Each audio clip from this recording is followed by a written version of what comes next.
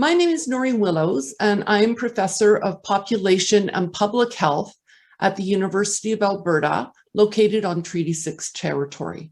I am honored to serve as today's moderator for the Canadian Nutrition Society's special webinar to acknowledge the National Day for Truth and Reconciliation.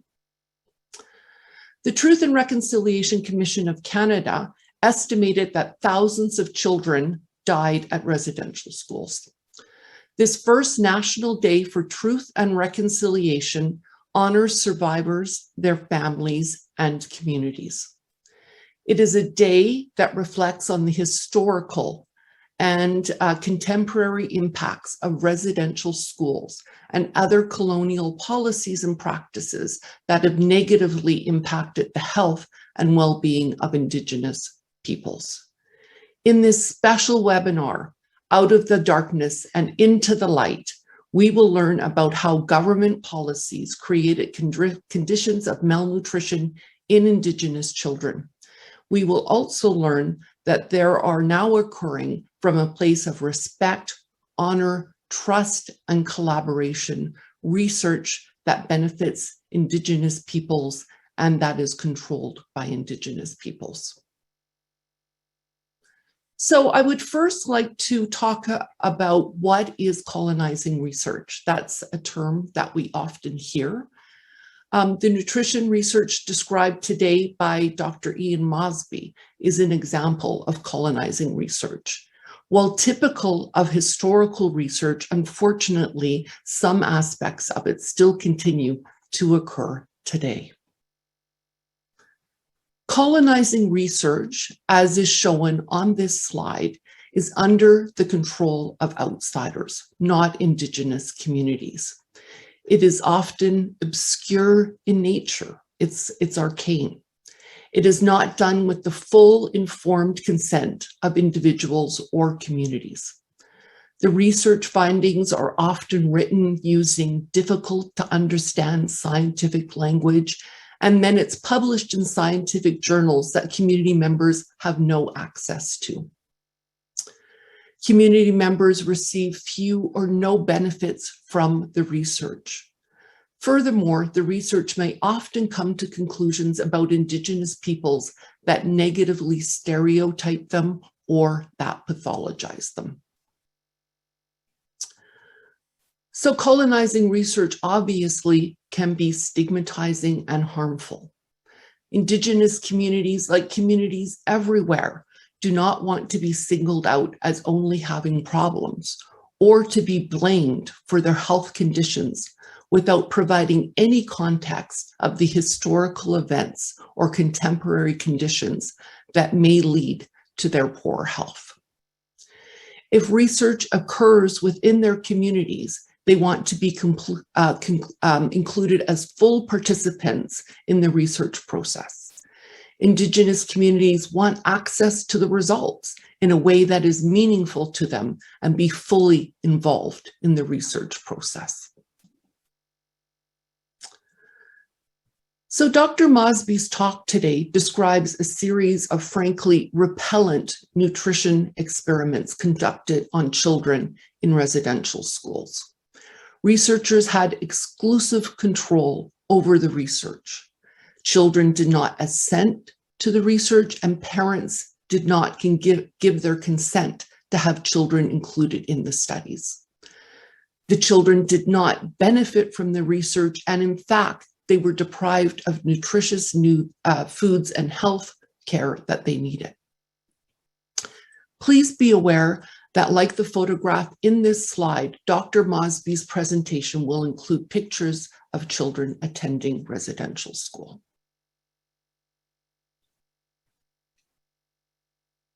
So there is hope. This is the into the light aspect of today's webinar. Reconciliation can occur through health research that respects Indigenous self-determination and that is safe, ethical, and useful for participants in that it benefits them and includes them in all aspects of the research.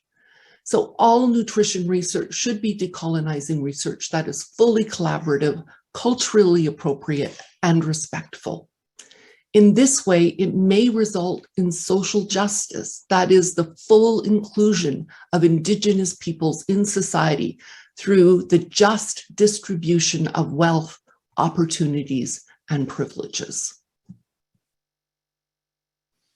So Dr. Trina Delormier, an Indigenous scholar at McGill University, will describe the Code of Research Ethics as well as the research protocols developed by the Kahnawake School's Diabetes Prevention Project to ensure research respects the interests and needs of the communities. KSDPP has been instrumental in ensuring that research with Indigenous peoples is done collaboratively, respectfully, and ethically, and it has certainly influenced the research that I have done.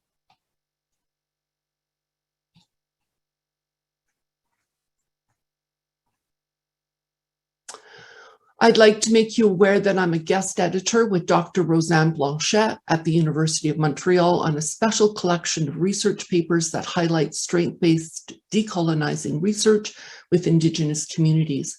It will be published in Applied Physiology, Nutrition, and Metabolism. And finally, during today's webinar, a 2-minute, 15-second moment of silence will happen at 2:15 p.m. Eastern Daylight Time. This will not correspond to 2:15 p.m. for everyone, as participants are attending from multiple time zones. To respect the need for a moment of silence, we chose Eastern Time as that is the location of the 2 speakers and most participants. So thank you very much for your attention, and I look forward to a very rewarding afternoon on this very important day. Our first speaker today is Dr. Ian Mosby, a settler historian of food, Indigenous health, and the politics of settler colonialism.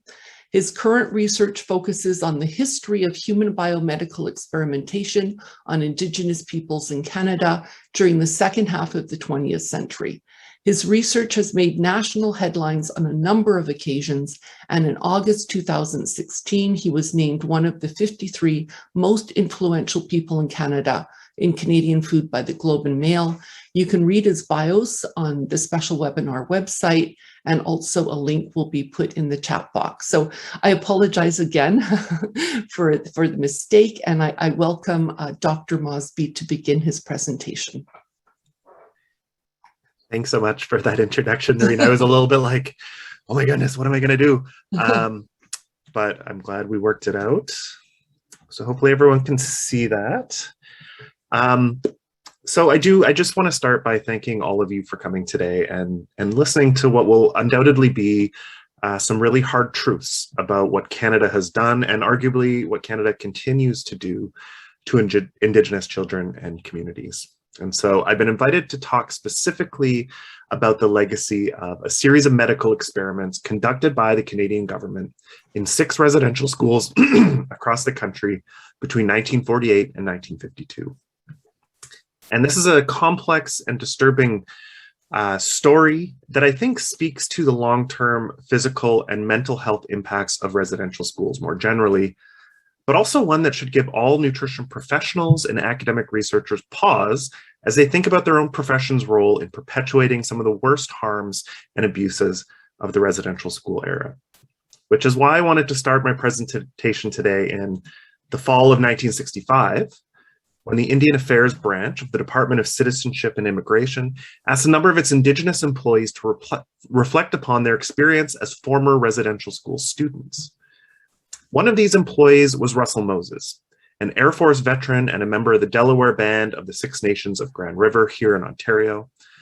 And between 1942 and 1947, Moses had attended the Mush Hole, the name that he and other students used to refer to the notorious Mohawk Institute in Brantford, Ontario. This residential school opened in the 1830s as one of Canada's first Indian residential schools, and it would remain in operation until 1970. And I'm putting here a photo of Moses and his sister to remind you about what you're going to hear happen to children. Now, Moses was blunt in his assessment of his residential school experience. Quote, "When I was asked to do this paper, I had some misgivings," he wrote.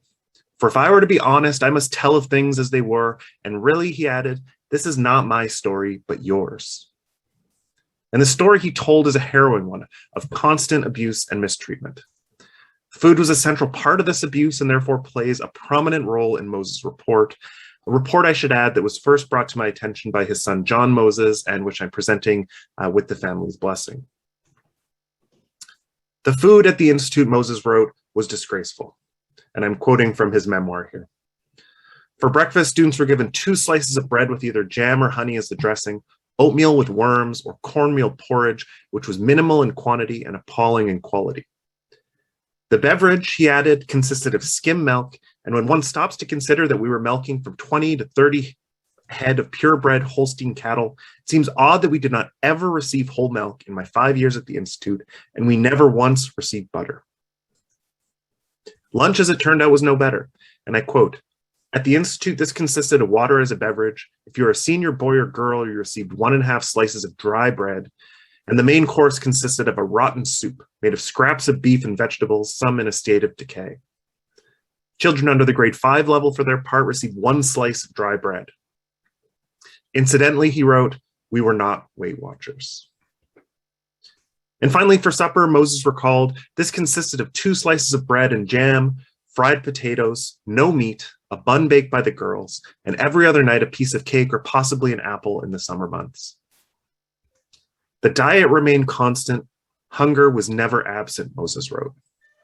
He estimated that 90% of the children were suffering from some form of malnutrition, and even recalled, quote, children eating from the swill barrel, picking out soggy bits of food that was intended for the pigs. Now, the Mohawk Institute, it turned out, wasn't even part of the nutrition experiments I'll be discussing today, though it was initially included in the list of potential schools because of the poor quality of students' diets. But Moses' account parallels those of students who attended the schools where the experiments took place, namely the Alberni School on Vancouver Island, the Blood and St. Paul schools in southern Alberta, the St. Mary's and Cecilia Jeffrey schools in northern Ontario, and finally the Shubenacadie Residential School in Nova Scotia. Take, for instance, the testimony of Ray Silver, a survivor of the Alberni Residential School. Silver told the Truth and Reconciliation Commission of being reduced to scavenging through garbage in order to get enough to eat. And us kids, Silver told the TRC, we used to sneak from the school. We must have had to walk about a mile, sneak away from the school, sneak over the bridge, and go to that dump and pick up apples. They were half rotten or something. They're no more good to sell, but us kids, we were starving. We'd go there and pick that stuff up, fill our shirts, and run back across the bridge and go back to the school.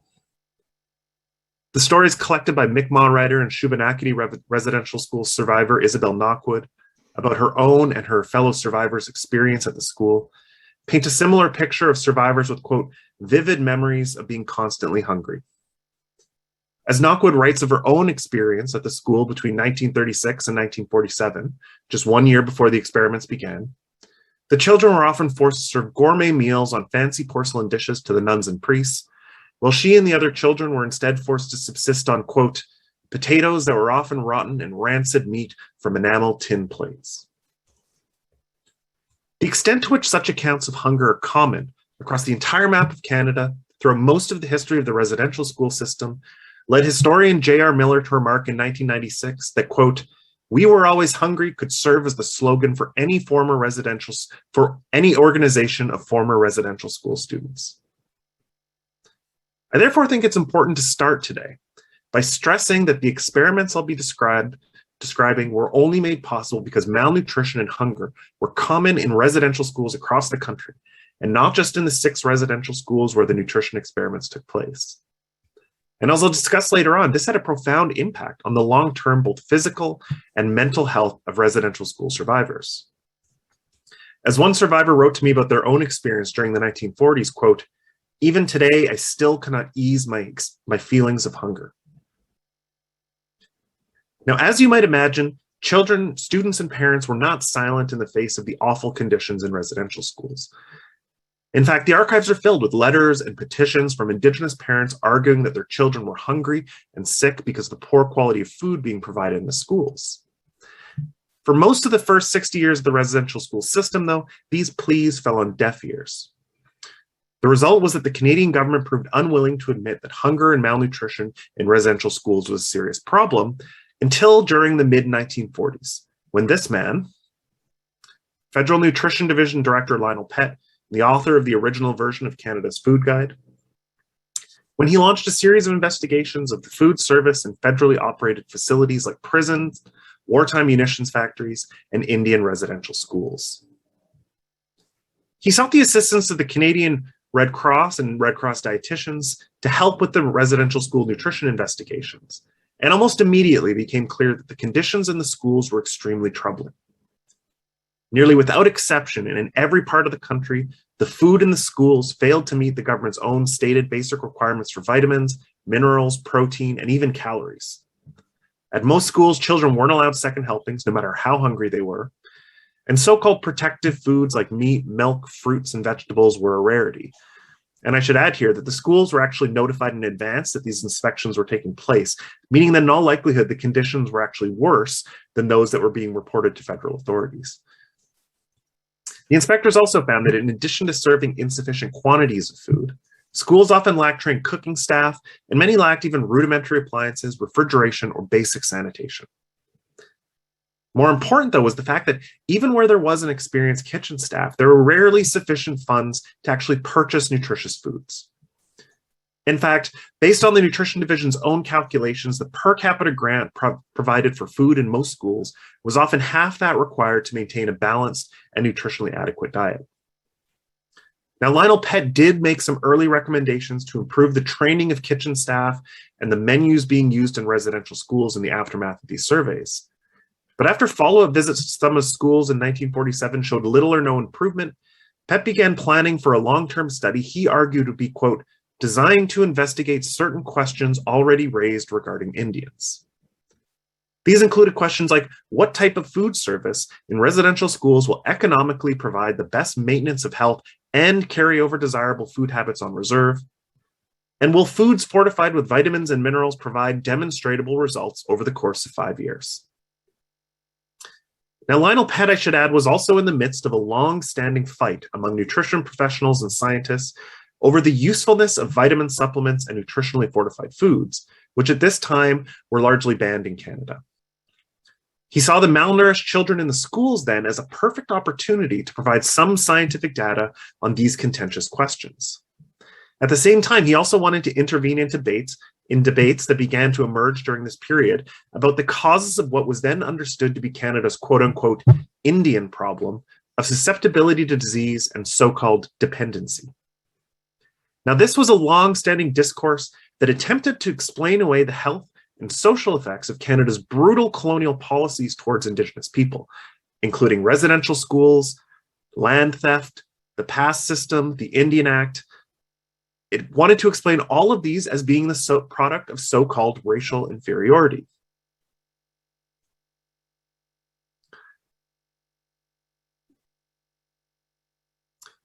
Some of Pett's colleagues, such as Dr. Percy Moore, the head of the newly created Indian Health Services branch, turned to nutrition as an alternative explanation.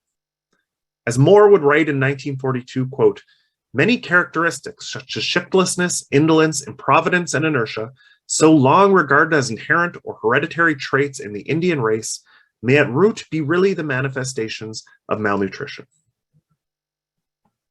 Lionel Pett sought to test this hypothesis by examining the adaptability of Indigenous diets that were, in his words, quote, caught in a transition state between the fully adequate native diet and an adequate white man's diet. Pett managed to gain the support of both the Department of Indian Affairs and Indian Health Services for his proposal, and in the fall of 1948 began a series of experiments that incorporated, among other things, dental and medical examinations, blood tests, intelligence and aptitude tests, as well as the collection of menus and dietary records from each of the schools.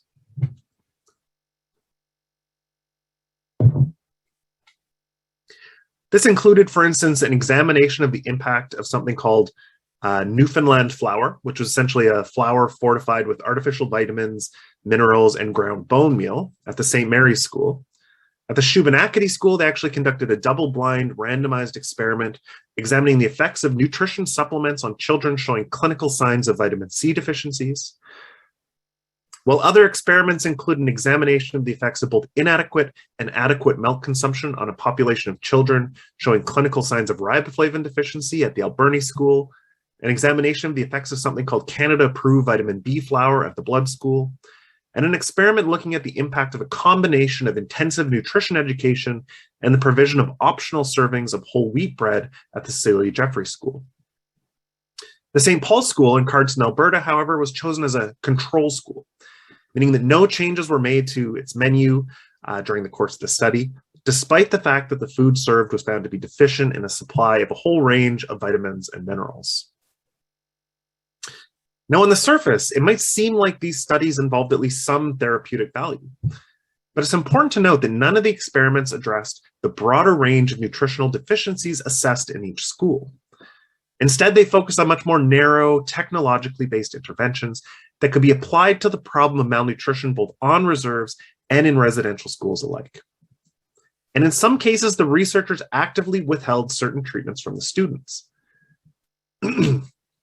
For instance, when one of the lead researchers on the study, Dr. H.K. Brown, discovered that Indian Health Services dentists had visited some of the students, he quickly sent off telegrams and letters insisting that for the duration of the study, quote, no specialized overall type of dental service should be provided to the students, such as the use of sodium fluoride, because cavities and gingivitis were both important factors in assessing nutritional status. The idea, it seemed, was that any significant dental interventions would interfere with the results of the study. Now, while I was doing my research on this originally, I kept trying to figure out whether the researchers really believed they were helping these children and were acting in an ethical manner. I never did find any letters or correspondence about this. And one reason I later concluded was that although these experiments are without a doubt ethically dubious by contemporary standards, the reality was that during the 1940s, there were few written rules governing the ethics of medical research in Canada, and there was no consistent requirement that research subjects give their informed consent to take part in a medical study. Although the very concept of informed consent was established during the period that these studies were taking place in the form of the Nuremberg Code of Experimental Research Ethics, the practice was by no means universal. The Nuremberg doctors' trial, which involved the prosecution of Nazi doctors for horrific experiments they conducted on mostly Jewish prisoners during the Second World War. The trial actually received little coverage in either the American or Canadian press. And according to historian Jay Katz, even scientists who are aware of the Nuremberg Code often viewed it as, quote, a code for barbarians and not for civilized physician investigators.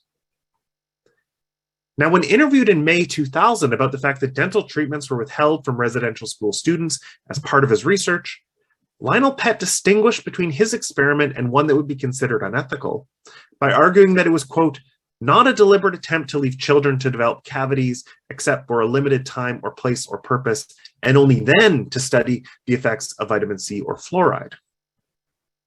According to Pett, in other words, the fact that children were already suffering from the effects of inadequate diets prior to the experiments meant that to his mind, it was ethical to use children as experimental subjects.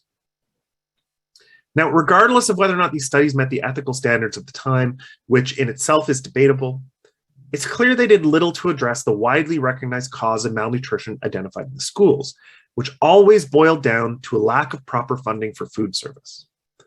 And it also seems clear that students had no idea they were taking part in an experiment, and that for some, the regular physical examinations administered by the researchers were often confusing, painful, or even traumatic.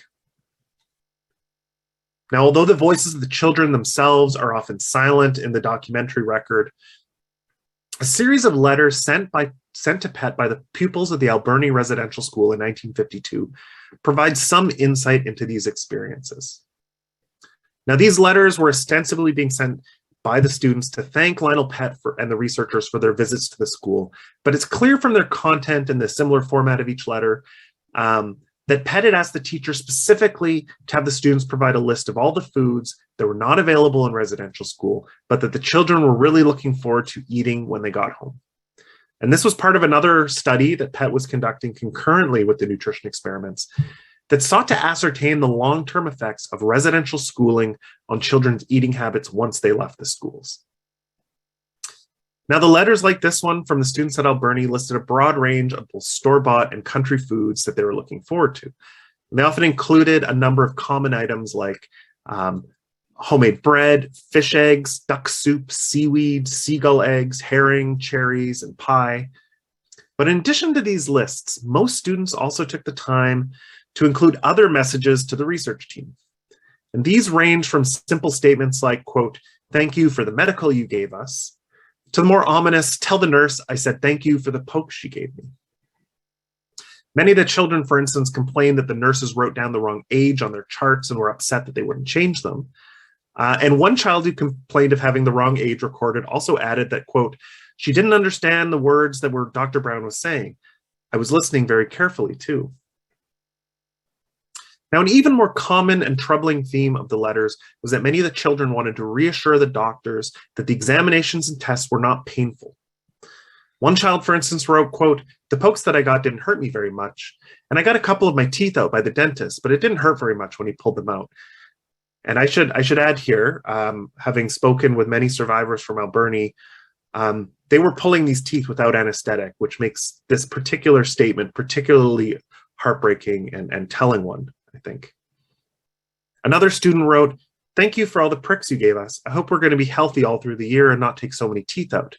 We will all try not to get sick." Now, the fear involved in the clinical interaction between doctors and students was perhaps best captured by a student who wrote, quote, "When the nurse pricked me, it did not hurt me at all, but a little part is showing yet. I hope I'm okay." Perhaps tellingly, the same student's letter, which is pictured here, also included a correction that appears to have been added afterwards, maybe by the teacher, in which the student's statement thanking the doctors and nurses, quote, "for what they have done to us all," was changed to, quote, "for what they have done for us." While many of the students thanked the researchers for coming here to help us be well and strong and healthy, it was quite clear by the end of the study that his benefits were disproportionately skewed towards the professional interests of Pett and the other researchers. And for children who acted as controls during the study, or who, like many of the students at the St. Mary's School in Kenora, who developed iron deficiency anemia during the course of the study, the risks to their own health often far outweighed any possible benefits they might have received. And what's more, the fact that the researchers knew that overall improvements to students' health were simply impossible without a substantial increase to the per capita funding to schools highlights the stark reality that these experiments were only made possible in the first place because of an intentionally underfunded residential school system that was characterized fundamentally by the neglect and abuse of students. And ultimately, it seems none of these experiments or studies conducted between 1948 and 1952 had much in the way of even scientific value. Some of the data collected from the experiments was presented at conferences or workshops or was published in minor journals, but they too seem to have had little effect on the science of nutrition or the operation of food service in residential schools. In fact, reports continued to come in regarding the poor food service at schools not included in the experiments.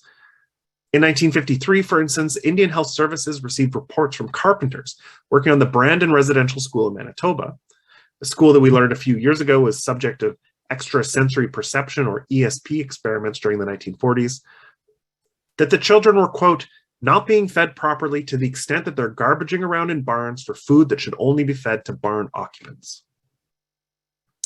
Nearly a decade of experiments and studies of Indigenous diets appears to have similarly done little to alter pre-existing assumptions held by federal policymakers and bureaucrats like Lionel Pett or Percy Moore.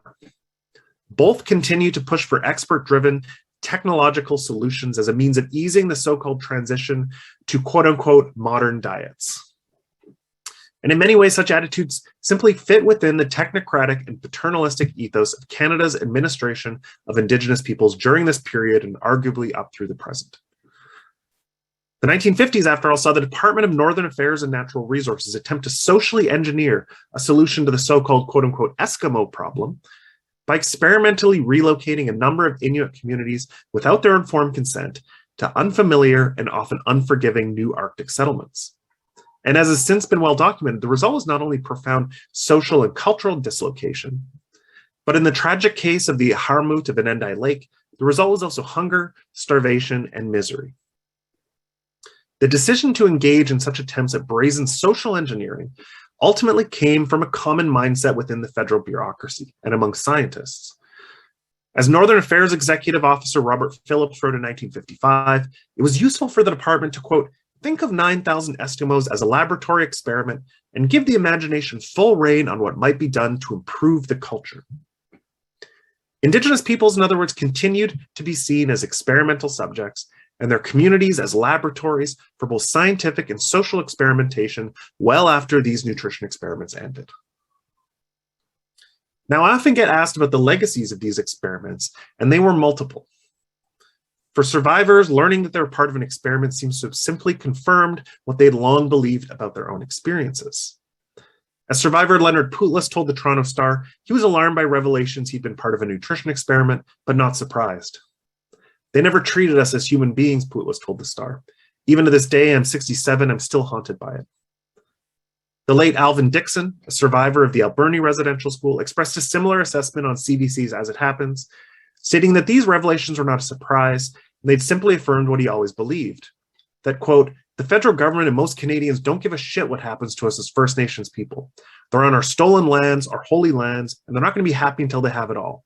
They're trying to eliminate us, so that's not surprising. These are sentiments I've heard echoed by other survivors from around the country who I've met since first publishing this research. Whether it was in private correspondence or at public events organized by communities directly affected by these experiments, many survivors have told me that their experience of residential school was one of abuse, neglect, and near constant hunger in the face of inadequate and often inedible food. Others testified about having experienced a whole range of unexplained but clearly traumatic medical and dental procedures. Since I began presenting my research to communities affected by these experiments, I've therefore devoted much of my scholarly work to addressing questions posed by residential school survivors and their families. When I presented my research to a gathering of survivors on the site of the former Alberni Residential School, for instance, I was asked many times about whether traumatic experiences at the hands of dentists, including the extractions of whole rows of top or bottom teeth without anesthetic, were part of some kind of experiment. When I began to hear similar stories from other survivors as far away as Ontario and Nova Scotia, I turned to my friend and colleague, Dr. Catherine Carstairs, who is in the midst of writing a book on the history of dentistry in Canada. What we uncovered when we began to look in the archives were not medical experiments, but evidence of the ways in which the constant drive to limit government spending, both in residential schools and on reserve, meant that oral health care provided to children and adults alike tend to be rushed, inadequate, inconsistent, and often even cruel. Procedures like providing fillings, for instance, were deemed too expensive, so dentists relied overwhelmingly on extractions. And because dentists were not allotted sufficient time or resources to provide adequate care to schools or communities, their work tended to be rushed, leaving no time for using anesthetic, which regardless was often not deemed a necessary budget item. And even basic oral healthcare hygiene was restricted by the department's unwillingness to pay for toothbrushes for children in residential schools. When residential school administrators in BC requested funds to provide students with 2 toothbrushes per year in 1958, Percy Moore, the head of the Indian Health Service, refused on the grounds that this was too expensive and, quote, would be creating a precedent that would be difficult to control. It was decisions like these, when combined with the poor quality of food provided to the students, combined with the fact they're willing to conduct medical experiments on kids in the schools, it created a vicious cycle. And in the case of children's teeth, it was a vicious cycle of cavities and extractions for generations of survivors.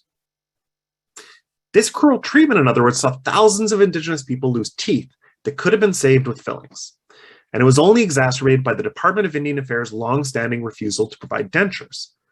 The long-term health and social impacts of this refusal is staggering. Generations of individuals were unable to properly eat a full range of healthy foods due to problems chewing, and both their self-esteem and ability to join the workforce was severely affected by their appearance. Perhaps most devastatingly, it meant that generations of Indigenous people continued to, and rightfully I would argue, distrust dentists and other dental health professionals, and this has played a key role in producing an epidemic of poor oral health among Indigenous peoples today. The cruel treatment from dentists and survivors of the nutrition experiments described to me, in other words, was intimately connected to the policies that led to such widespread hunger and malnutrition in residential schools in the first place. Namely, the chronic and intentional, and I stress this word intentional, underfunding of both residential schools and healthcare services by the federal government. And I say this because The intentional underfunding of Indigenous healthcare and education today must be seen as in line with a long history of intentional underfunding of Indigenous services provided to Indigenous kids. And this leads me to perhaps the most common question I received when I presented my research to survivors from coast to coast. What were the health impacts of these experiments, not just on survivors, but on their children and grandchildren? And it was in attempting to answer this question that I started a series of different research projects. One of these was a collaboration with University of Toronto-based medical anthropologist Tracy Galloway.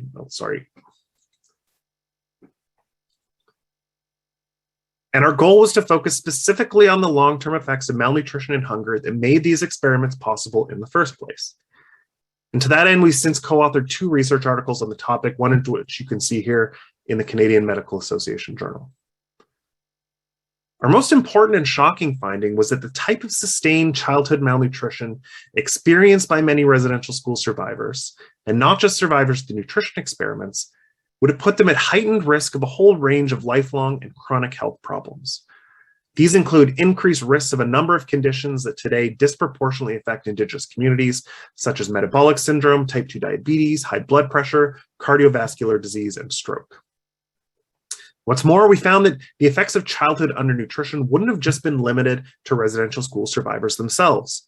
Women who are height stunted as children are much more likely to experience birth problems and miscarriages, and children born to women who experience serious childhood malnutrition are themselves much more likely to suffer from a range of chronic health problems, including type 2 diabetes and obesity. Hunger, in other words, had intergenerational impacts on survivors and their families. The fact that many of these chronic illnesses I've listed are precisely the health problems that disproportionately impact Indigenous people today in Canada points to one of the most important implications of our research. While much of the efforts to combat obesity, diabetes, and other diet-related chronic disease risks in Indigenous communities have focused on modifying individual behavior, particularly through education, there's been little or no recognition that these health problems may, for many at least, be another legacy of the residential school system. And perhaps what's just as devastating is the fact that the schools attempted to forcibly strip multiple generations of children of their food cultures and traditions.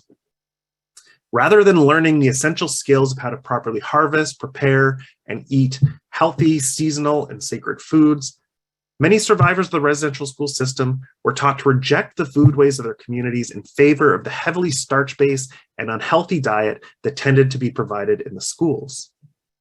And as many survivors from around the country have told me, it was not just that they were forced to consume unfamiliar and often inedible foods. Food also became a key source of reward and punishment in the schools. As Shubenacadie survivor Alice Paul told Isabel Knockwood, for instance, quote, "One day when some kid made a mistake and threw some potato peelings in the milk can, we were all punished until that person confessed.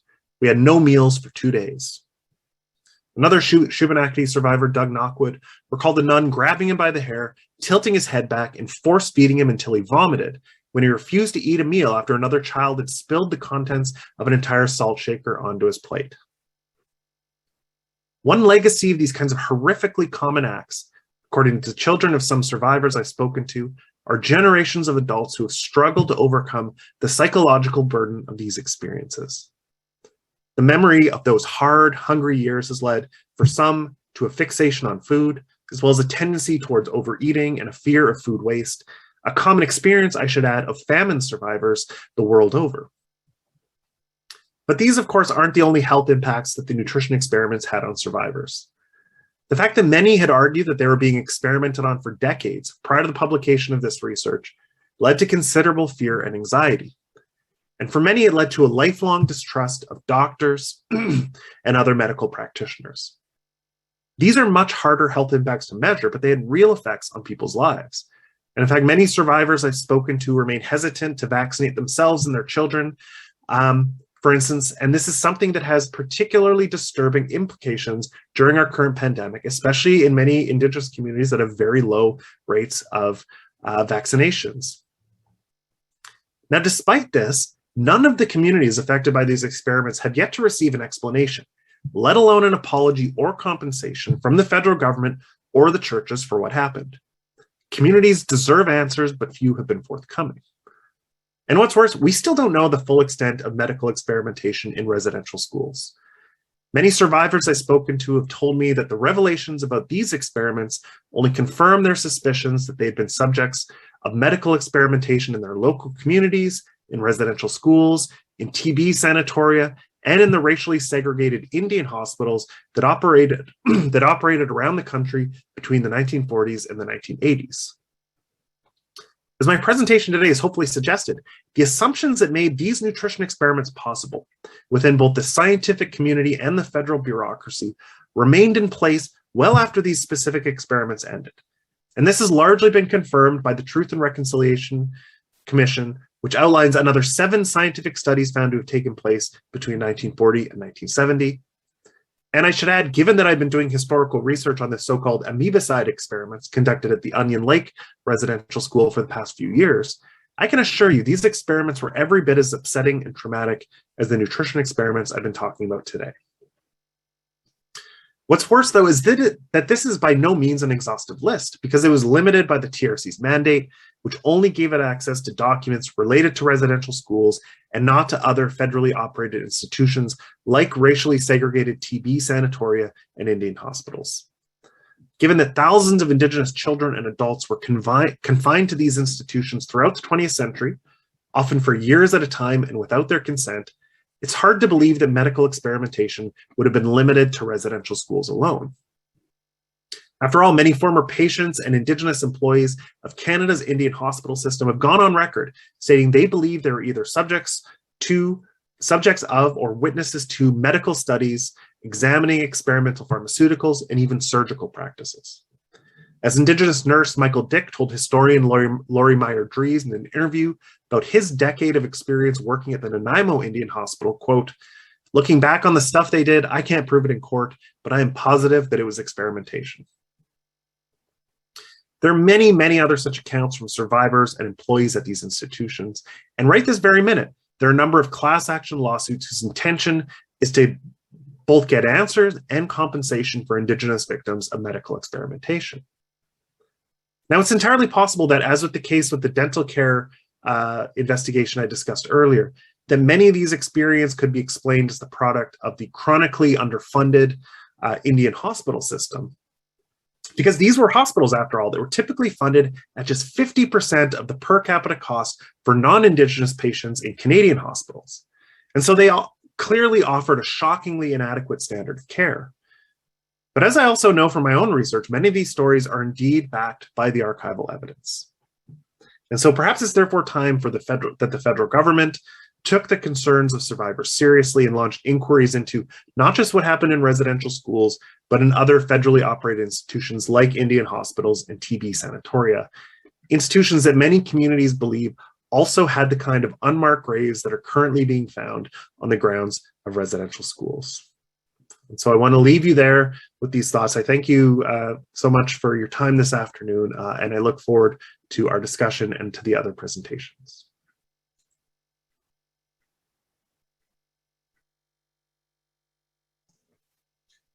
Thank you so much, Dr. Mosby. I mean, I've read your work before.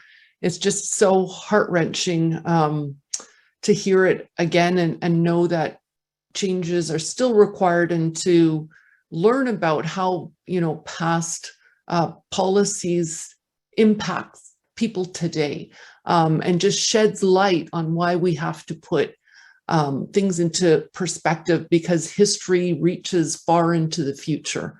So thank you very much for sharing that with us today. And now I would like to welcome Dr. Trina Delormier, and I apologize that I frightened you before, Trina. It's now time for you to speak. As I said, this is a very important day. So, I'm very cognizant that this is work that needs to be told. So I was a little nervous at the beginning of today. So enough about me. Dr. Delormier is Scientific Director of the Kahnawake Schools Diabetes Prevention Project, which is a 27-year community university research partnership and health promotion program in her home community of Kahnawake near Montreal, Quebec. The code created by the Kahnawake School Diabetes Prevention Program is designed to respect the self-determination of the people of Kahnawake in creating knowledge about their community within a community-based participatory research approach. Dr. Delormier has a position at McGill University, and she holds a Canada Research Chair in Indigenous Food Sovereignty and Nutrition. So Trina, I look forward to you now providing today's participants with a perspective of how we move forward to do decolonizing and respectful research. So thank you. Thank you very much, Noreen, and to the organizers of this panel. Thank you as well to Dr. Mosby for your research. I've been following that research very closely. I share it with my students who are dietetic students, the importance of understanding this history and why we need opportunities like this to keep reflecting on what does this mean for many things, including nutrition research in our profession, nutrition professions and research in Canada. My dad went to residential school. So I'm directly impacted through his experiences. He went when he was in high school for 3 years, from the time he was 12 to 15, I believe. And the experience of residential school for the community of Kahnawake was one where we had the Indian agent that lived in the community, and often it was widows or single mothers who were pressured because they were living in challenging conditions of poverty to send their children to residential schools. And that's the experience of my dad. He didn't talk much about residential school, but I do remember sitting in the kitchen while he was making breakfast, and he would tell me that that's all he ever ate in residential school was oatmeal. And that the priests, and they would sit at the front of the dining hall and they would eat they would have bacon, and he said the smell of it was just, so tempting, but they never were able to have any of that food. So, just hearing these stories, it's very emotional, because you think about, if you have children, you think about that experience. And I just think about my dad and what he went through. And, he suffered from diabetes as well. And this is an issue that's big in our community. We have a high prevalence of type 2 diabetes. So you reflect upon this kind of research and, the impact of these traumatic experiences, one being residential school, but many traumatic experiences that every community has faced, and its impact on things like the rates of poor health that we see. So this is such a significant day today. It's our first National Day for Reconciliation. And I was listening to a podcast with Murray Sinclair yesterday. It was Roseanne Deerchild's podcast, and he talked about, why he felt this was such a significant day, because there are a spectrum of emotions about this day. There's many people in Indigenous communities who feel, this is not going to be much different, and other people who are very hopeful. And I think over the last, since the report came out in 2015, we've seen just a lot of hope and change. So that is incredibly encouraging. But Justice Sinclair was saying, there are a number of challenges because there are structures, institutions, and policies that are actively working against the work of reconciliation. So there's still a lot of significant work to do. But I'm happy to be here today to share a very positive example of an Indigenous community leading research on issues that they identify as important to their health and their future. And this is the Kahnawake School's Diabetes Prevention Project, which we just renamed the program, because after 27 years, we are a program more than a project. And I want to focus on, how this is building capacity, how this is contributed to building capacity for ethical research with Indigenous communities. And I'm hoping that I'll show, some of through this example, ways of how we operationalize these principles we have for doing ethical research with Indigenous communities. So I just wanted to preface, what I'll be talking about, the specific project that and how we do research, with thinking about decolonizing research with Indigenous communities. And as Dr. Willows did nicely at the beginning of her presentation, when we're talking about reconciliation and nutrition research and health research, we recognize that reconciliation is an important part of the decolonization process. Reconciliation is a part of that. It's not the only part of decolonization, but significant for our work. And that decolonizing research is a process, especially if we think about reconciliation, a process of unlearning and relearning who we are as researchers and educators. And I love that part of I read this article that Noreen had shared, and this is where we're at. This is what reconciliation is about: unlearning and relearning what it means to be a researcher and an educator. And then, of course, what characterizes decolonial research is it's a way of doing research where we're centering the decision-making and the power in the process of research with Indigenous people, Indigenous communities.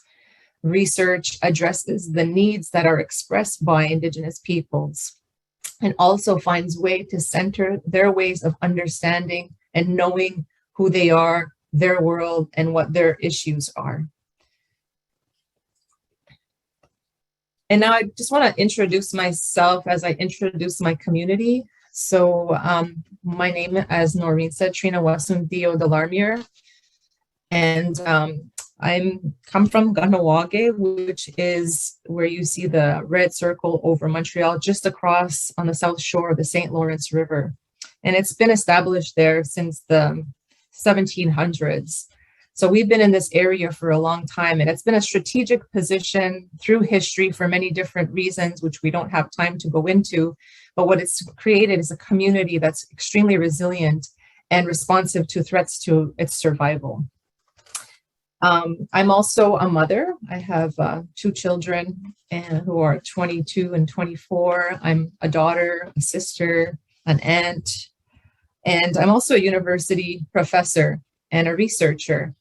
And I don't believe that would have been possible without the Kahnawake Schools Diabetes Prevention Project, which is an expression of the resilience and strength and innovation of the Kahnawake people in the territory of Kahnawake. And I always like to show a map of where we're so closely located to the island of Montreal. So across the river is the island of Montreal. And the green area you see is the current land that Kahnawake is the Kahnawake territory.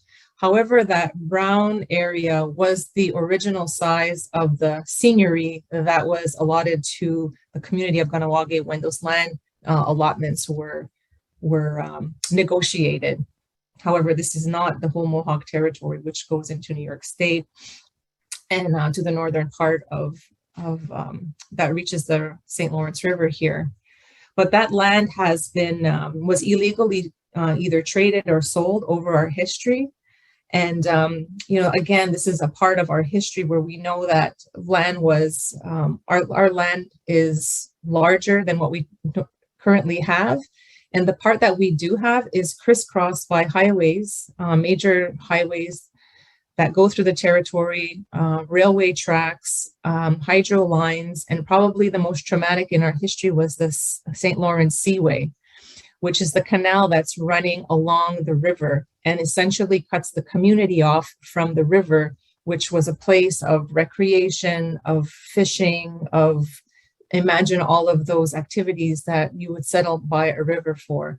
And I believe those are some of the traumatic experiences that we're still healing from, and especially any current developments that come up that threaten changing our community.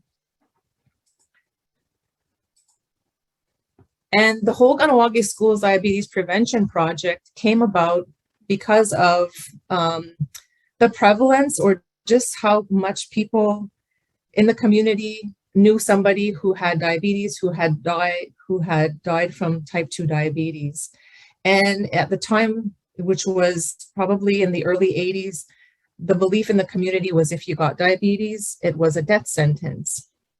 So in the 80s, in the mid 80s, there were two physicians, Dr. Anne McCauley, who's still involved with the KSDPP project, and a physician from our community, Dr. Louis T. Montour, who since passed away, did a research study, a chart review, and documented high prevalence rates of type 2 diabetes.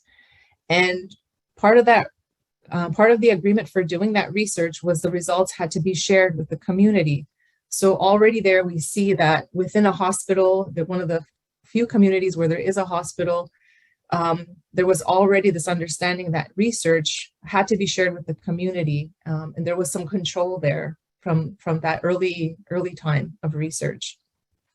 What I'm showing you here is an updated incidence study that was done by a group in the community who were looking at administrative data and documenting the incidence of type 2 diabetes, which compared to the province of Quebec is still, quite high, but looks like it's stabilizing and maybe even decreasing.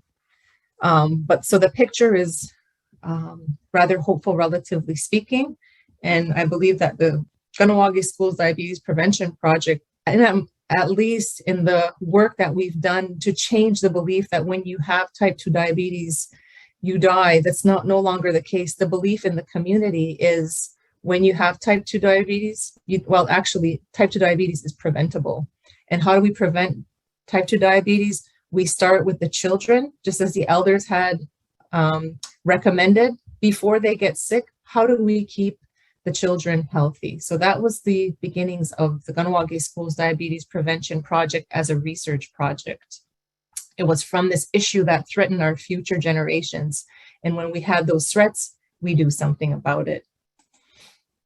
So that's a bit of the background to the community and the beginnings of this project within research, but also within a health issue that affected everyone in the community. And the goal of the Diabetes Prevention Project was to prevent type 2 in future generations. It was designed as an obesity prevention study with children. And, the focus were risk factors that looked at nutrition, diet. So our objectives were to promote healthy eating. There was also, looking at fitness levels, physical activity levels. So our objective to increase physical activity was one of our guiding messages, and keeping a positive attitude, which was added by Alex McCumber, who's pictured here, and who was the main community lead in this project at the beginning. He was principal of the Kahnawake Survival School. And he said, it's important that we keep this positive, and, it goes back to the strengths-based and showing strengths and what we can do to stay well. So that messaging was key. This wasn't about a disease and risk factors. This was about doing things in a positive, healthy way. And just to say a little bit more of the kind of program that was designed, it was a schools-based intervention, hence the name that we have for the program. And it had a curriculum for grades 1 to 6 that talked about healthy eating, culturally appropriate activities, etc. And there was also skill building in the schools through different activities, but also supportive environments, and how we do that so that parents would also be part of this was a key part of the intervention, and supportive community environments, so that when children left the school and they went home, they had supportive environments in their home with their family and out in the community. So there would be events where, families would be invited to come out, very family friendly. As you see, all age groups invited. We have a snow snake activity, which is a cultural activity. So also promoting our language, our culture, our traditions as central to health were a key part of operationalizing these ideas for how to prevent type 2 diabetes in the community. And how the community was involved with that, I'm going to talk about a little bit further on. And, we were using a health promotion approach at that time. Dr. Louise Potvin, who is a health promotion professor and was my PhD supervisor at University of Montreal, was one of the original researchers in designing this project. And, we use the 5 actions of health promotion to guide the approach for how we would do this. And of course, if I didn't put it there, but you'll recognize the socio-ecological approach as well. So this was an evidence-based intervention, and it was designed state of the art at the time. And there was an evaluation probe to be able to measure the impact of this project, which I'm not going to go into today, but there's a lot of publications on our website if you're interested in that part of the project. And just to say that it was a 3-year project initially. So that's a bit about the prevention project itself in the community of Kahnawake. And now I want to focus on the partnership or the research side of that. So as I said, pre-KSDPPs, and I'm putting it like a decade before the project started in earnest in 1994, was that study, the chart review that was done by the physicians in the hospital. And then following that was, the researchers actually wanted to study the high rate of complications, but the community said, we don't want to study why or how sick we are. We want to be able to prevent this.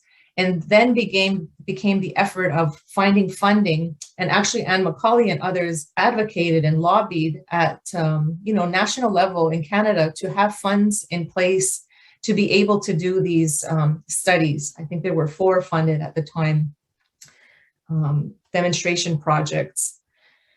So that was the first 3 years of KSDPP. KSDPP took off with it was incredible impact. Everybody was really excited about the project, and then it was finished. And so the community supported the intervention part of the project for the next year. So all of the activities that were happening in the school, those were continued. But the evaluation part, the research, the measuring of food intake or food habits, that wasn't done for the following year. And then from 1998 to 2000, we were able to continue both the intervention and the evaluation. And by that time, it became clear that the approach that we were using in Kahnawake, how we were partnering in the research, how we were making decisions, and the structure for all of that outside of an organization, kind of establishing itself as a project, was quite new, and people were wanting to know how can we do community-based participatory research. And so from 2001 to 2006, there was funding available, and with our partnership and researchers who were partnering with us saw the opportunity to be able to build a research program around the approach that we were using. And since then, since 2007, after the 5 years of those grants, we have had the KSDPP Center for Research and Training. And what we're doing is a smaller scale of the intervention for sure in the community, but also training of both academic trainees, so students who are doing degrees, master's, PhD, and postdocs. And we also have undergraduate researchers as well, but also communities. There's a training program where communities are invited to learn, or Alex McCumber developed this training program for how to mobilize communities for diabetes prevention, and we're actually conducting some research on that with Dr. Lucy Levesque at Queen's University as a PI and a larger research team. So the training is for students, but also we provide this training for communities. And KSDPP is the host for Deyun Kwayon Nawagun, which is the Indigenous Mentorship Network, which I'll talk a little bit about and maybe more in the panel, but these are programs developed by CIHR, Institute of Indigenous Peoples Health, important institutional support for Indigenous-led mentorship networks. So again, finding ways to center Indigenous knowledge through different training programs.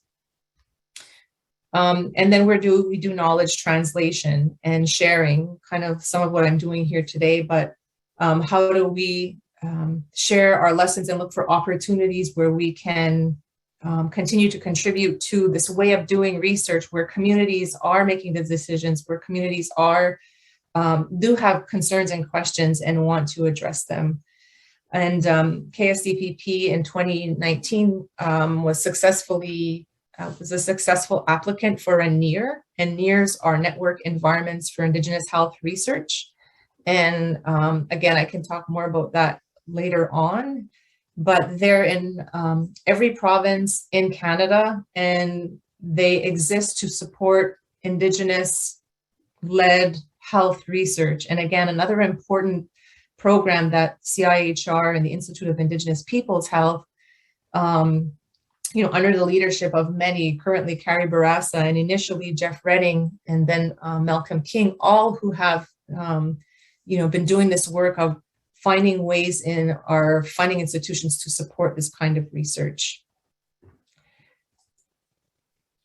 So what I want to do now is, now that I've given you the overview of how KSDPP, became a research and training center, how did we operate and how do we set things up so that we're able to do this in a strong, collaborative, trusting, respectful partnership? All of those values that, Noreen had mentioned at the beginning and that were blatantly ignored in the research that Ian had talked about.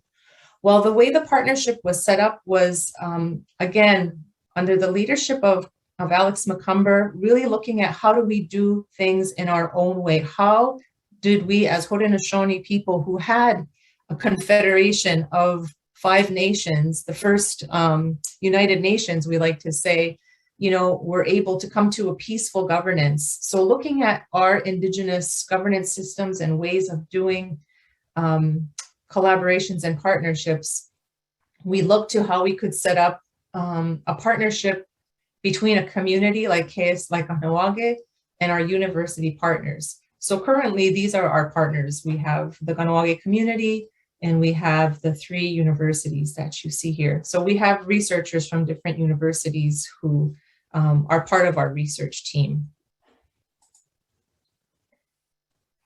But I'm going to go into a little bit of how we structure the project and how we, make decisions and the responsibilities and roles of the different partners. But just to elaborate a little bit further on the point that I was making of where our values are and how we draw on those values to guide our research practices, the vision for this project is rooted right in our philosophy of caring for 7 generations into the future. The Hadigunsuntuje is the concept of the faces that are yet to come. These are the generations in the future we won't see because we'll already have been passed. But what we do today, and it's especially significant given the day we're talking about this, right? What we're doing today is going to have impacts far into the future, as Noreen so put that so well. And so that guides how we do things today. The other important part about KSDPP is I see that everyone who's involved on there, this is a way for us to fulfill our responsibilities of Kanien'kehá:ka as Mohawk people, and as Haudenosaunee people, Iroquois people, that doing this, caring for the future generations is our responsibility. So it is part of our identity to be doing this kind of work. And also building our research partnerships from Haudenosaunee governance, where we're coming to agreements, but based on real listening of the issues, a real understanding of the issues, and looking at different sides of the issue so that we can come up with the best course of action that is best for the collective, the community of Kahnawake, and especially the children, where we put our focus.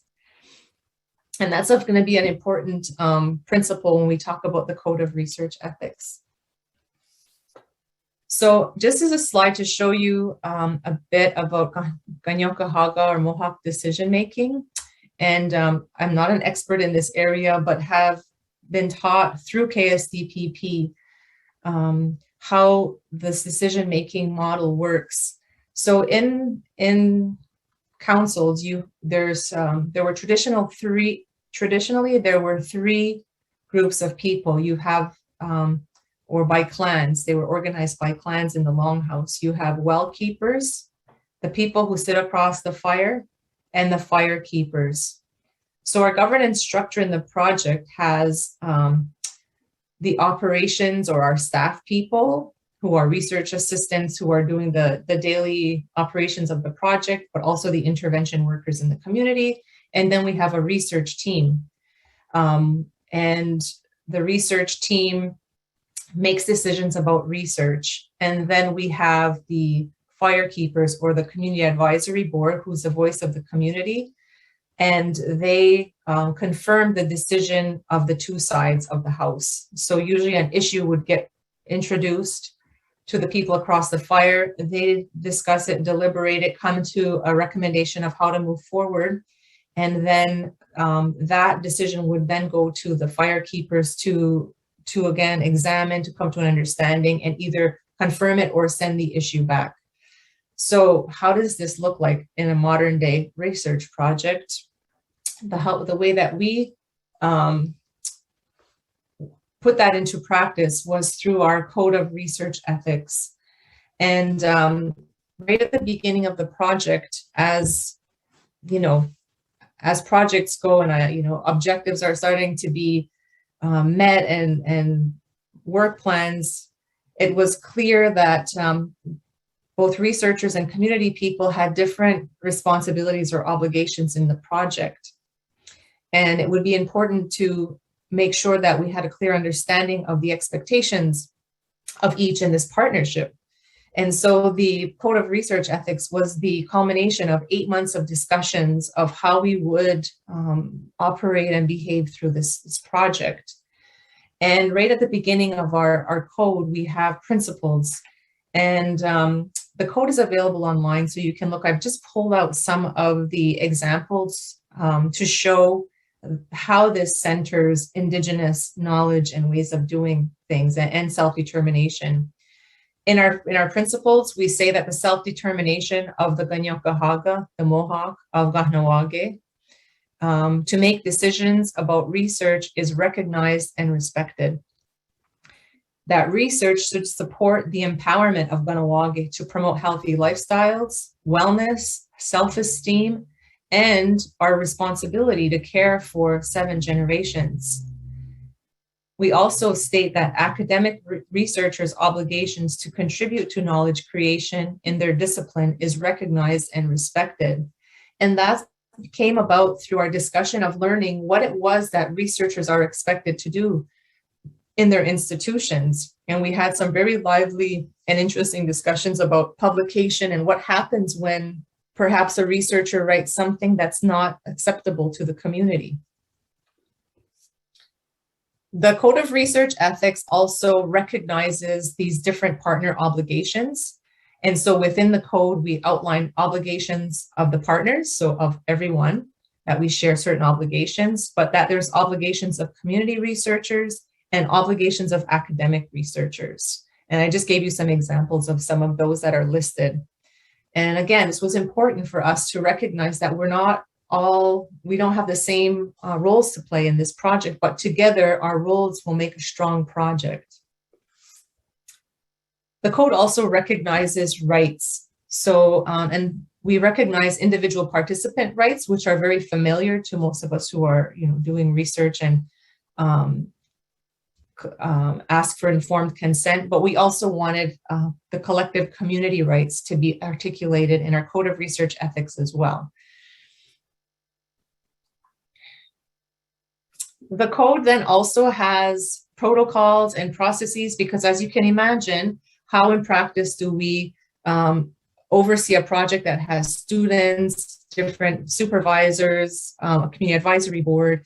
So there's some practical tools there as well. We have a review and approval process for ethically responsible research, consent process, authorship guidelines, and multi-site research, because when we're studying the scale up, for example, of the training program, we need to have guidance on that. And so I just wanted to show a bit about the Community Advisory Board. This is our community partner representative. And here's an example of one of our students presenting her research at the Community Advisory Board.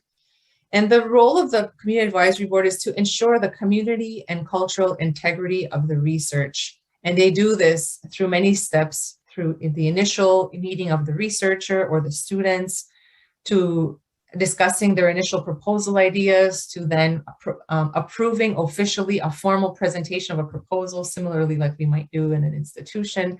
But throughout, we're using a community-based participatory research model and providing opportunities for community to ask questions, to provide feedback. And even as the project proceeds, students will go back to the community advisory board to ask for ways to do things differently, you know, when we have to adjust. The research team, the people across the fire, again, that represents the academic partner. And actually today there's, the composition looks a bit different because we have a number of researchers who are community researchers. So it's not just academic researchers as was the case at the beginning. Really the role of this research team is to ensure the scientific integrity of the research, the rigor and the feasibility. So when we go to the community advisory board, they're confident that we've done our job as researchers to ensure the research is feasible. And of course, this has gone through iterations of discussions. So it's not like all of a sudden one day we appear. There's an ongoing process. So I just want to end my presentation on showing some of the ways I feel that the KSDPP has contributed to building ethical research capacity. Locally, our code has been an important document that's inspired the policies for our health board and our education system. So that's also, to me, reflecting the local self-determination and research of our community. Through KSDPP, we've successfully graduated master's, doctoral students, postdocs. Alex McCumber is an honorary doctorate from Queen's University. And here we have a number of students who know and understand how to do ethical research with Indigenous communities and have gone on to become professors and research assistants continuing to support this work. And the fact that KSDPP is this community-based research, regional research and training center is providing research capacity enhancement to both academic researchers, supervisors, and trainees.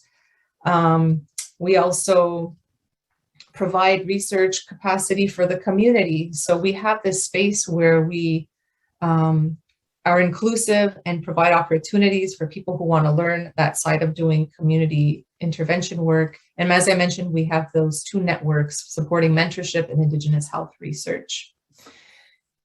But of course, there's many other examples of how to do decolonized research that supports reconciliation. We have First Nations principles of OCAP.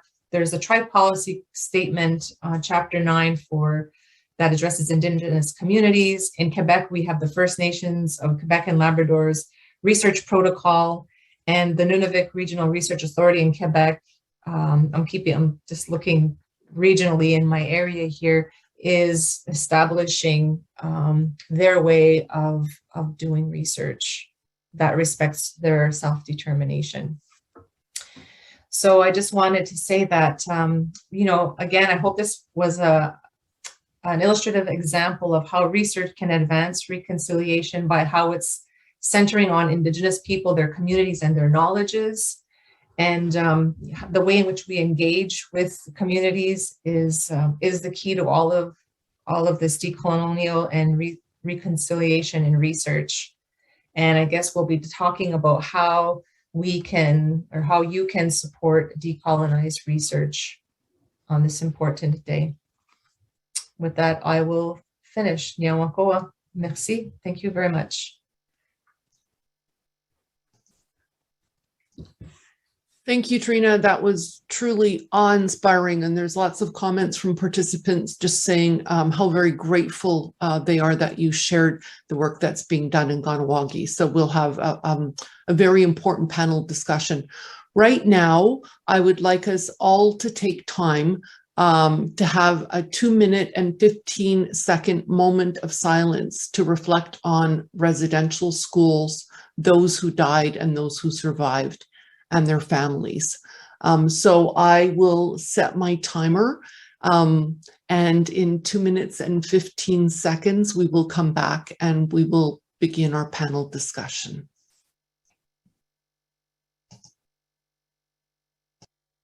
We will have a panel discussion, and I've been collecting questions in the chat box or in the question and answer box, and I will direct them at Dr. Delormier, Trina, Dr. Mosby, Ian.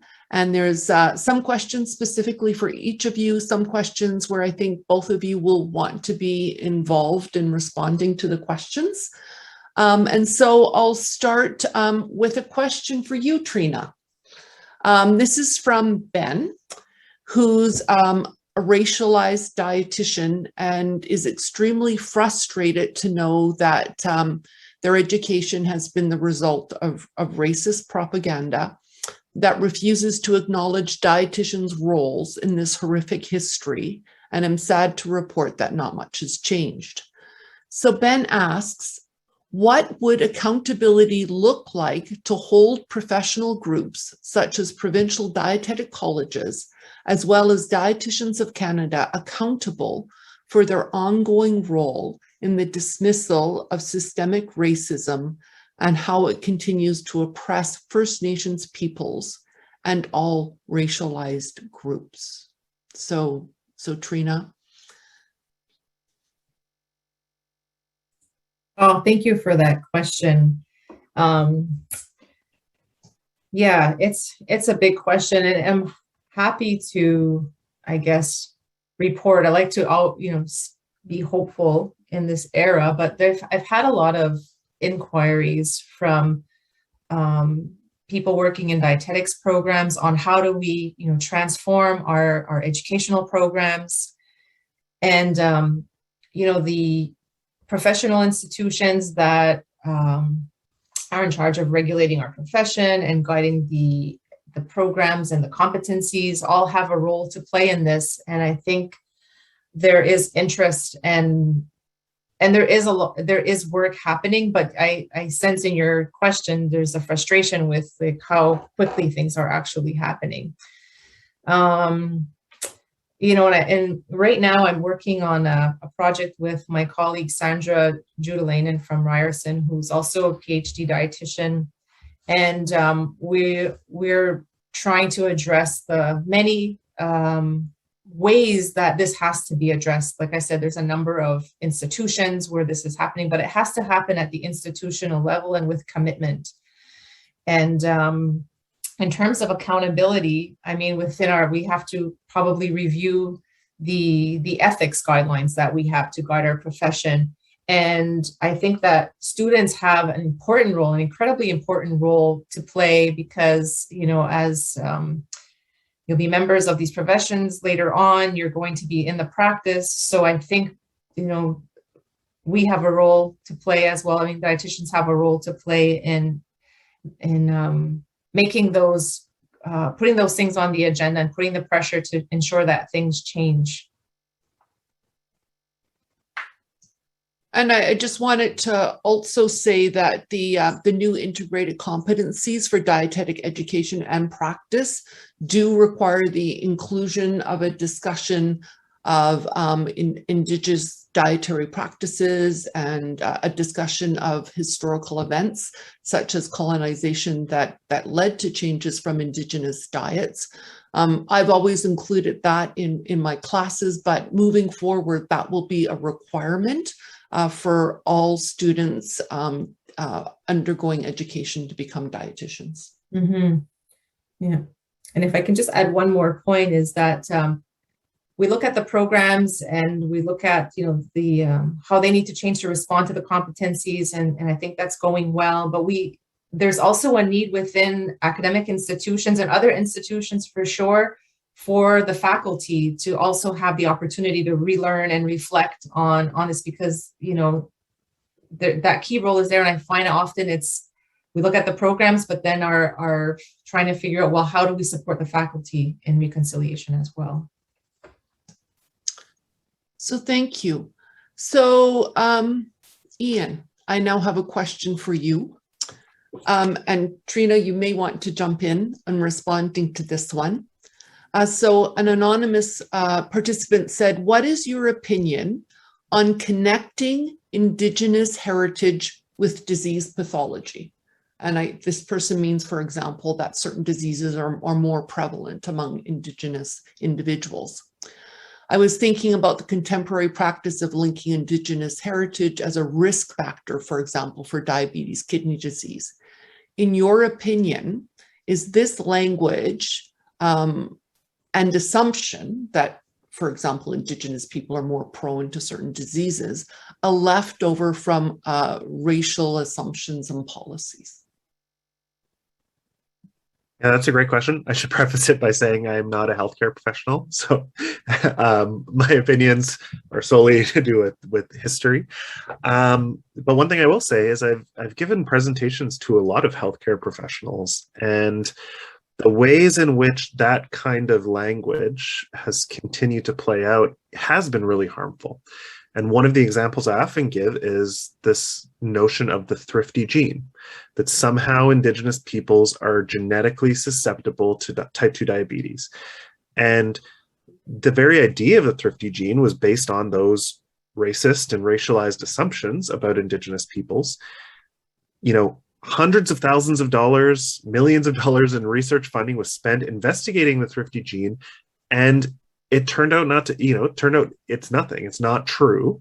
The research has been proven false. And yet, the number of healthcare professionals I've talked to who still believe in this genetic determinant of disease is hugely problematic. There's almost every talk I give, someone comes up afterwards like, oh, I didn't know that. Like, I didn't know it's been discredited. And so this is a real problem, right? And it also means that people aren't asking the right questions about the conditions that would make Indigenous people more susceptible to something like type 2 diabetes.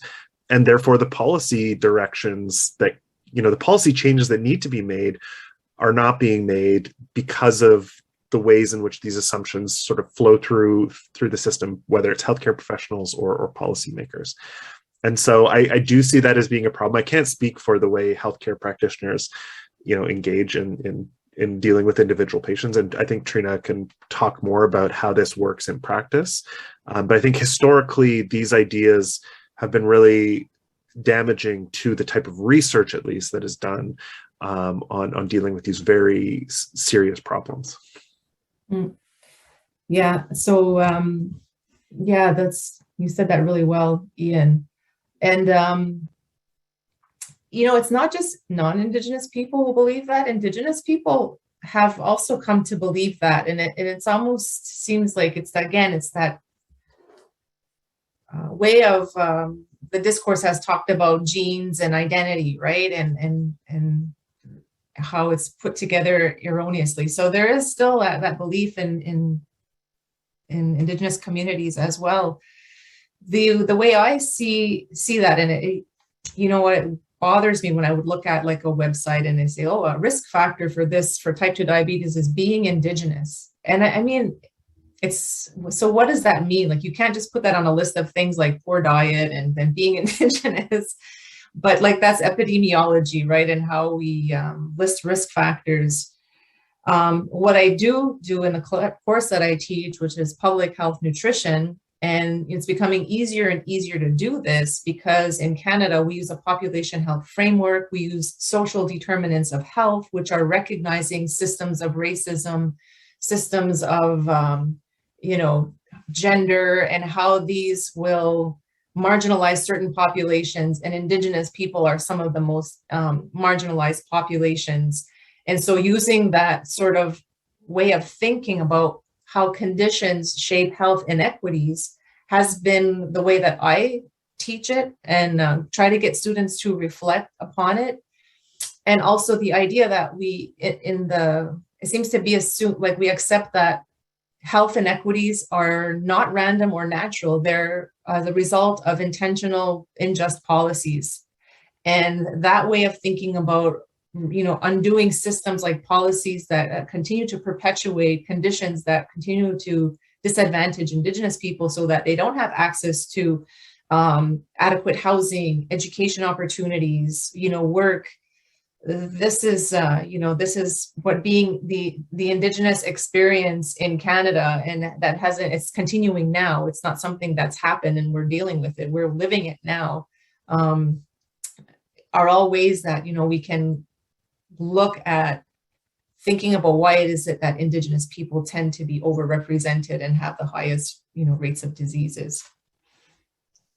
Yeah, and I'll just pop in and say it's not, the problem isn't that acknowledging that Indigenous peoples have a higher prevalence of some diseases. It's completely decontextualizing it and not offering a social determinants of health perspective to explain it, to be ahistorical about why certain conditions are more prevalent. So as with Trina, I think most population and public health researchers would bring in the social determinants of health to help explain it. So that's important. So I now have a question, Trina. It kind of builds on what you said when you responded to the first person.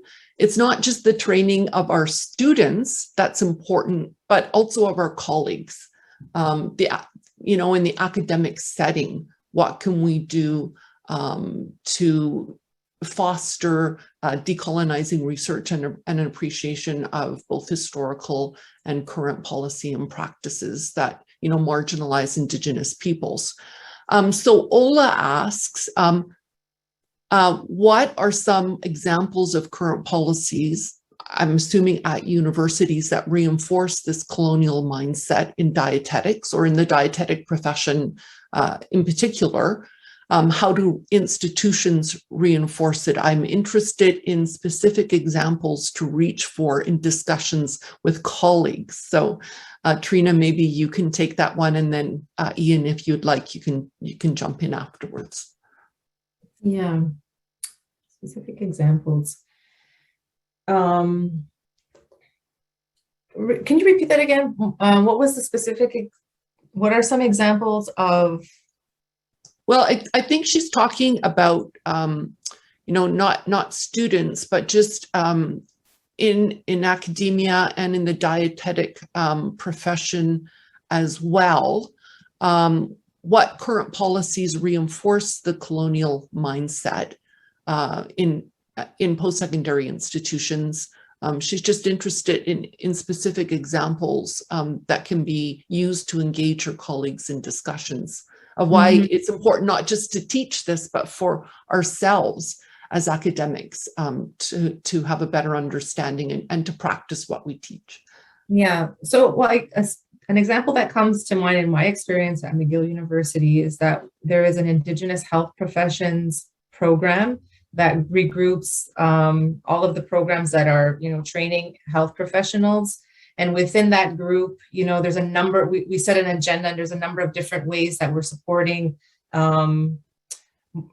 greater representation of Indigenous students, but then also, finding ways and sharing ways that different programs are addressing reconciliation and indigenizing the institution.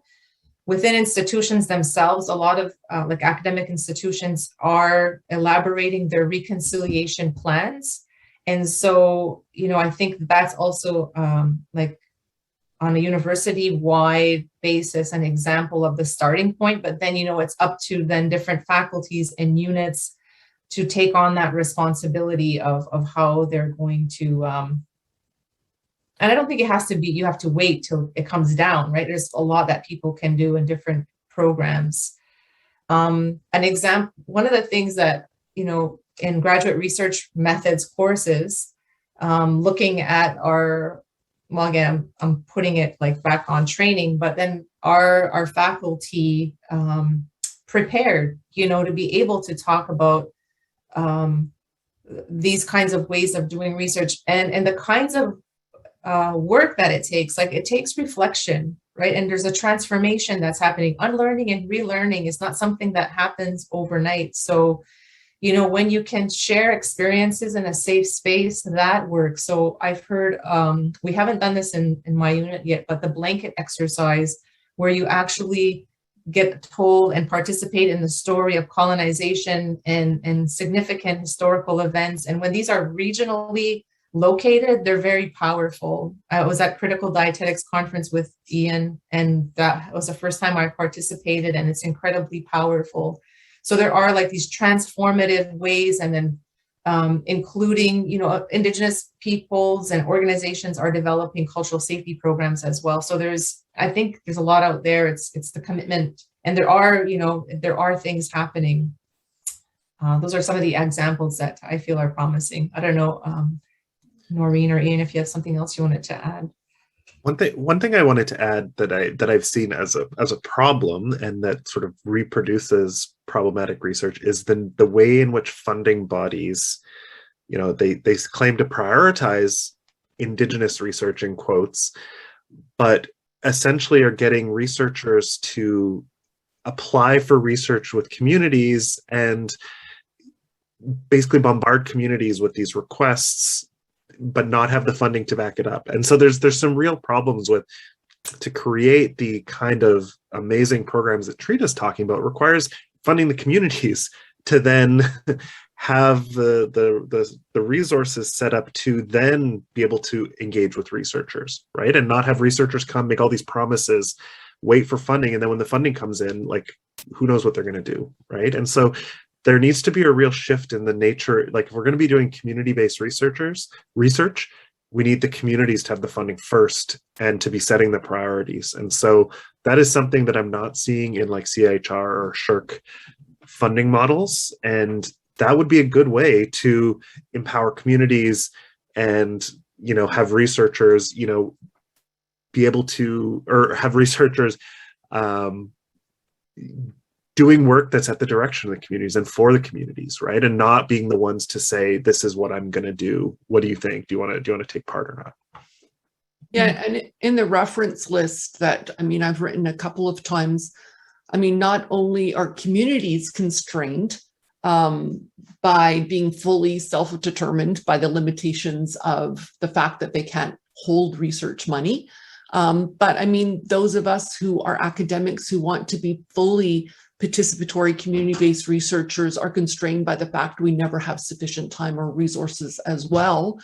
And we put ourselves in the position of not being able to fully conduct the research that we hope to do because of those constraints. And so, Kim, I think this answers your question about our funders now looking at reconciliation of research in traditional foodways and traditional knowledge through research. And we have a way to go in order to do that. It's currently not possible to fully carry out the research that Trina described on a case-by-case basis. So we need to still move forward for sure. Okay. So to move forward with some other questions that have been asked. Someone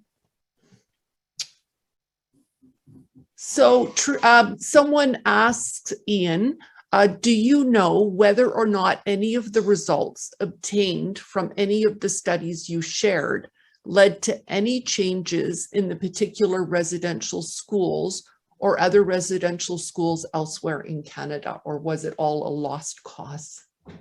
That's a good question. One of the early policies that was put in place sort of around this time when the experiments were taking place is they introduced these vitamin A biscuits, which were sort of a vitamin, basically this kind of technological solution to the problem of malnutrition. And many residential school survivors who I've spoken to remember, they call them, across the country, no matter where you went, they called them dog biscuits. And there were these stale, disgusting biscuits that kids were given that like weren't even good enough food for dogs. So that's one outcome. The funding model in residential schools was changed in the late 1950s, but that was not because of these experiments. It was sort of kind of in spite of the experiments. And in fact, even when the funding model changed away from a per capita system to a more stable funding system, there continued to be huge problems with the type of food being served in schools. And an important thing is throughout the entire history of residential schooling is this constant of underfunding. And because they were underfunded, they couldn't have staff, they couldn't keep staff. So if there was a trained kitchen staff, a trained dietitian on staff, they would leave for a better job because you got paid lower if you worked at a residential school or an Indian hospital than if you worked anywhere else. And so they got the worst staff, the worst teachers, all of it meant that no matter what changes you made at the policy level, would never be implemented. And there was examples of staff like cooks in residential schools in the 1950s were often like trained janitors, right? They were not people who knew how to cook food.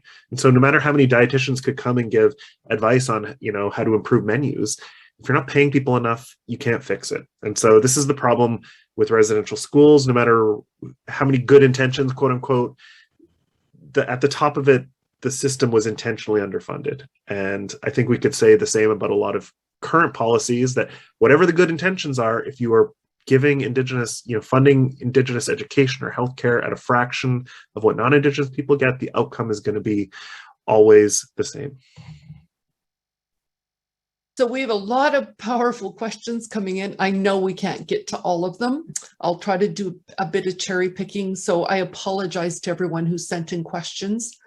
Trina, I'll address this to you.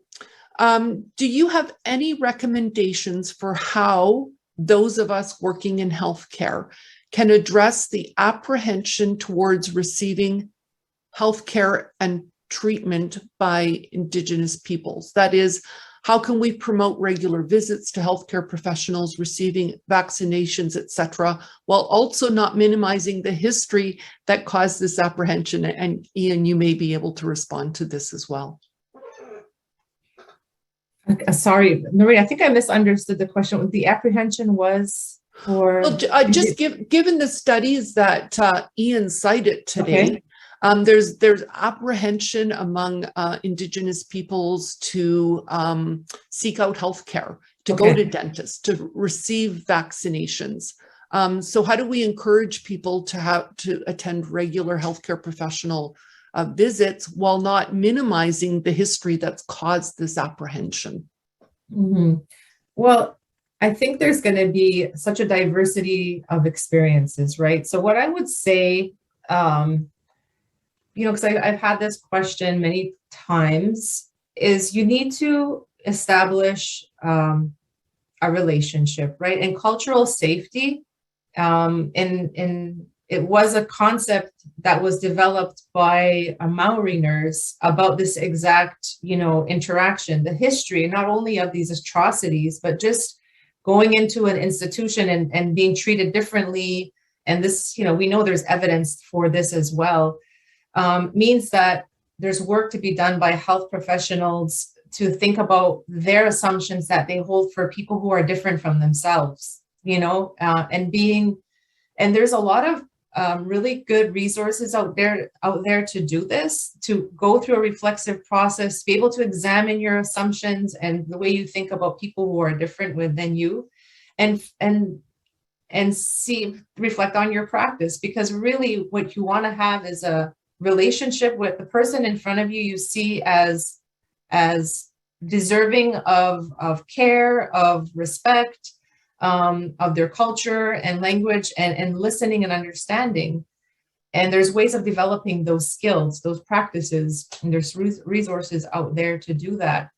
And then on the other side, I guess, like, if it's to get to know the culture and the community where you're working, if you're working in a geographic community, or maybe you're in an urban center, so there's different cultures, but it just takes time invested to get to know and to develop those relationships, because it's the trust that'll build that good experience. So that's my best answer I can give in terms of a recommendation.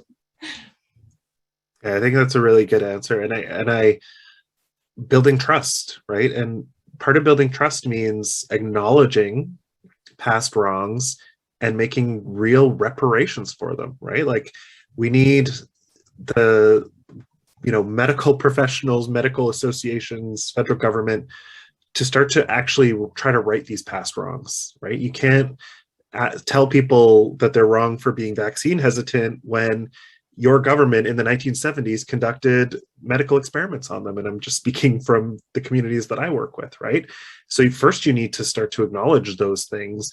And most importantly, though, you need to empower Indigenous communities themselves to be able to have high quality healthcare, but also to be able to make important healthcare decisions for their own communities. And part of this means really transforming the way in which healthcare is delivered to Indigenous communities. And right now, many communities receive extremely substandard healthcare, and then when they do try to access healthcare in non-Indigenous settings, are treated with, brutal racism. And this is at the heart of a lot of it. Like, people are not just vaccine hesitant because they're worried about medical experiments. They don't want to go to these doctors who have treated them so poorly. And so we really need to transform the way healthcare is delivered. And part of that means, empowering Indigenous communities, but also what Trina was talking about, having doctors and nurses and dietitians really think about themselves and the communities that they're working with, and how to change the way that they work with patients and they work with the communities that they're in. So we have, so that we end on time, we have about 5 minutes or so for questions, and then I'll summarize. Michael has asked many questions, so I want to have the opportunity to read one out. So Michael asked how clinicians can learn more about how contemporary diets that include flour, salt, sugar, alcohol, and lard, all those white foods introduced as a result of colonialism and that undermine traditional ways of life, and that has resulted in a high prevalence of clinical diseases such as type 2 diabetes. So I guess the question is how they can learn more. And I'll just jump in and say the University of Alberta has a massive online course right now that anyone can watch for free, that talks about the history of colonization, residential schools, the health outcomes of that. So that's available to anyone to watch. But Ian or Trina, is there any specific literature that you could recommend that a clinician reads on this topic? There's some really good books on, like, that came out recently on food sovereignty and food security research. And food security is a public health issue that's getting more and more attention because of the good research that's being done around it. But how Indigenous communities are addressing that as a public health issue is pretty interesting, because food sovereignty as an approach is really gaining a lot of momentum, because it's about having decision making over the food that you eat. And so within those spaces, this history of how diets changed. And one of the things I'll mention is, the nutrition transition concept is very useful, to understand the appearance of chronic diseases, like, globally. And I think with Indigenous peoples, it's just accelerated because of the poor social conditions created by, Indigenous, like the colonial policies. But this idea that nutrition transition, the way it's written about, it just, I think there's a space to actually address it and be more critical about it, because it seems like when I read papers from students or I read some literature, it's written like, and then diets shifted from this to that. And it was like sort of this passive shift, and it just happened. And it's like, no, there was, efforts made to resist that and to maintain contact with land, which you need to get resources to feed your community. And then also, intellectual property and knowledge, and having systems of intergenerational knowledge sharing, where those practices and knowledge systems get transferred and shared, so that you can continue using those food systems to feed your family. So that's what we're trying to reclaim now, where there's an active reclamation, not only of land and knowledge and practices, but it's also related to language, culture, and identity. So the more that we can see nutrition, food, and health as linked to culture, language, and identity, it's, there's going to be so much buy-in for communities who want to work on this as a way to improve their health. So that is going to be a good frame. And these concepts like nutrition transition are useful, but when they're sort of passive, I think they're kind of, they leave a lot to be explained. And I think that's why I propose a Canada Research Chair on food sovereignty, because I really feel that this is the way of addressing nutrition issues that we've seen in communities for many, many decades that don't really seem to change too much. Yeah, and I'll have maybe put in the chat box, or I can upload there's food sovereignty. People asked about it. We didn't get much of a time to address it today, but it's highly important. I know I've been working with the Syilx Okanagan people in British Columbia, along with Dr. Malik Patel and Dr. Razan Blanchet, to highlight the tremendous work that those communities have been doing on their own to improve food sovereignty initiatives. It's incredibly powerful work. So this is an example of self-determination, First Nations people who says, I'm not waiting. And it's very powerful. So I'll upload that. So we only have about 6 minutes, maybe one quick question, response to a question, and then we'll wrap up for today. It's impossible to get to everything. So one person asked about training for health professionals, the Tri-Council policy statements on ethical research. And Trina, you may not know this chapter thoroughly, so this may be unfair. But the person asks if there's gaps in that information, the Tri-Council policy statements, or notable gaps in research ethics board. I know at the University of Alberta, if you're doing work with Indigenous people, you have to show that you have included Indigenous communities. In just maybe 2 sentences, Trina, can you say, what more needs to be done before we wrap up? Yeah, so I think it's a good, they've revised it, so it's developed. There was a lot of community consultation, so I think overall it's a good guide, but it's also the guide for every, for a whole national institution. So there is definitely, I don't know if it's a gap, but there's definitely a recognition that there's, you have to know what also is happening at a regional level with ethical guidelines for research, and to be, at the community level as well, because ultimately communities will have the say as to whether they want to participate in what's ethical for their research. So I think that's all in there, but the how-to is the part where the work has to happen, because every community and region has different resources. So there's many layers to navigate, but there's definitely a lot out there to work with. Perfect. So, this has been an amazing day. And once again, I apologize for being a little nervous at the beginning. This was such a powerful day and very, very important work that needed to be done. So today isn't just the National Day for Truth and Reconciliation. It's also Orange Shirt Day. Both events are meant to educate and remind Canadians about the history of residential schools and honor survivors, their families, and communities as a vital component of the reconciliation process. So Dr. Mosby discussed food and nutrition research practices that failed to protect the health and safety of residential school children. It helps to explain some of the health conditions that are more prevalent today in Indigenous communities, such as diabetes.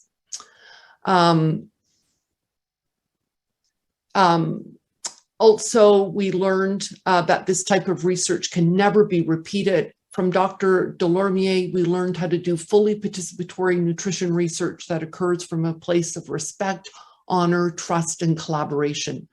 The approach envisions enhancing the research capacity of all partners, both academic researchers and community members.